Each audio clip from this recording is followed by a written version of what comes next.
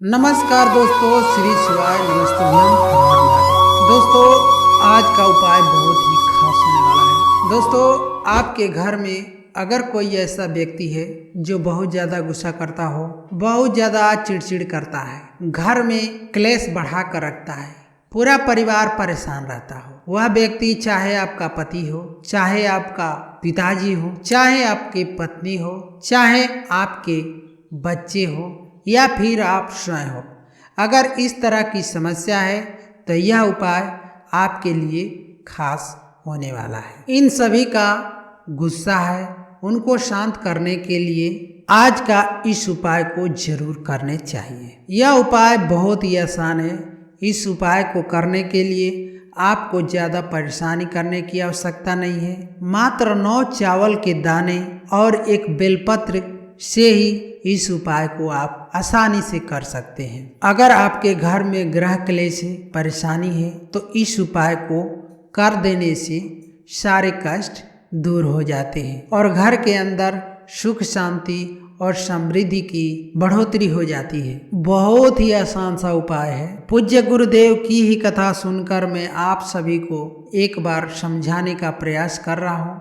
दोस्तों यदि इस वीडियो में आपको कहीं भी कोई भी शब्द यदि समझ में नहीं आ रहा है तो ज़रूर कमेंट करके हमसे आप पूछ सकते हैं। आपके हर सवालों का जवाब देने के लिए सदा आपके साथ हैं, इसलिए कमेंट करने में हिचकिचाए नहीं और साथ ही आपको श्री शिवाय नमस्तुभ्यम अवश्य ही कमेंट करने हैं। अगर आप भगवान शिव को सच्चे मन से चाहते हैं, उनकी कृपा पाना चाहते हैं तो चैनल को जरूर सब्सक्राइब कर लीजिए। दोस्तों आपको बता दें कि इस उपाय को आपको बहुत ही ध्यान से करना है।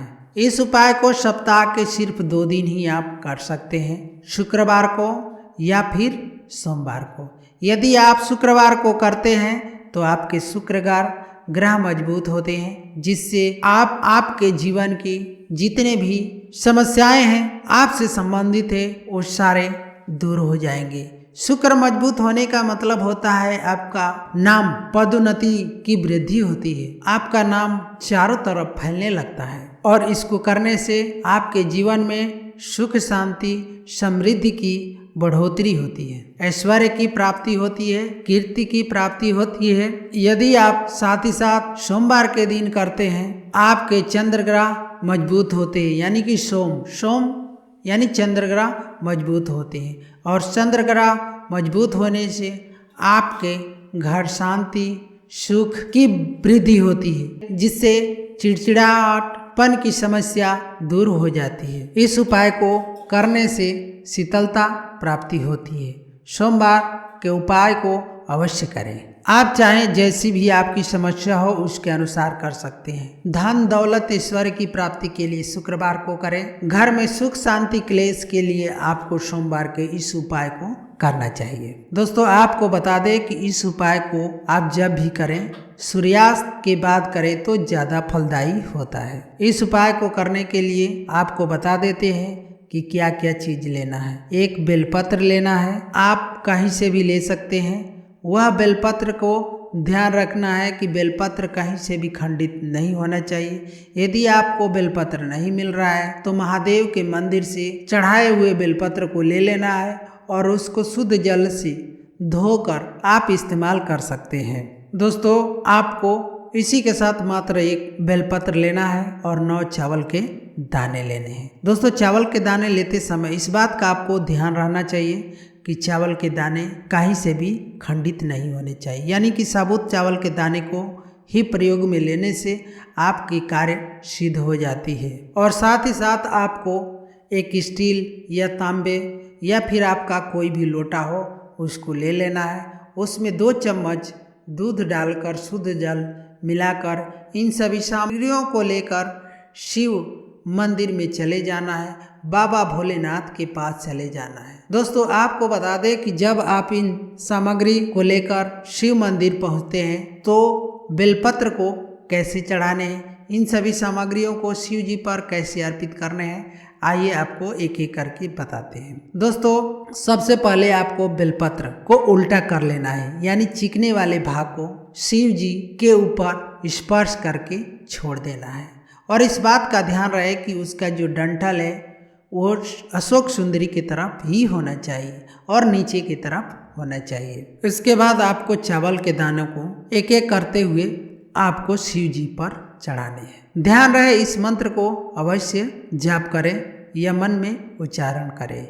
इदम अक्षतम ओम नमः शिवाय, इदम अक्षतम ओम नमः शिवाय। 9 चावल के दानों को चढ़ाते समय 9 बार इस मंत्र को जाप कर लें। एक दाने पर एक बार आपको मंत्र का जाप करना है, फिर एक दाने डालेंगे उस समय फिर एक बार मंत्र को जाप करना।